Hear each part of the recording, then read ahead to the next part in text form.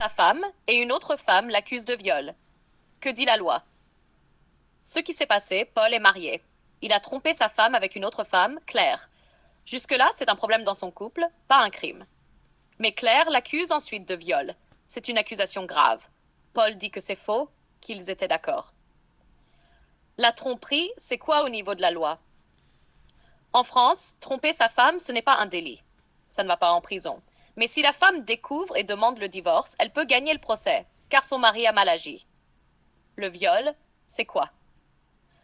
Le viol, c'est quand quelqu'un force une autre personne à avoir un rapport sexuel sans qu'elle soit d'accord. Le consentement doit être clair, c'est-à-dire que la personne doit dire oui librement. Qui doit prouver quoi? Dans une accusation de viol, c'est la victime, la personne qui dit qu'elle a été violée, qui doit donner des preuves ou des indices sérieux. Mais la personne accusée est considérée comme innocente tant qu'on n'a pas prouvé qu'il a fait ça. Pourquoi c'est compliqué?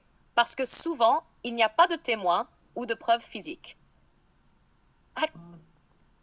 C'est donc la parole contre la parole. Et parfois, la personne qui accuse peut être blessée, triste ou en colère, ce qui complique la situation. Ce que ça veut dire pour Paul est clair. Paul a fait une erreur en trompant sa femme. Ça a des conséquences dans sa vie de couple. Mais l'accusation de viol est très grave. Si elle est fausse, elle peut lui faire beaucoup de mal. Si elle est vraie, il doit être puni.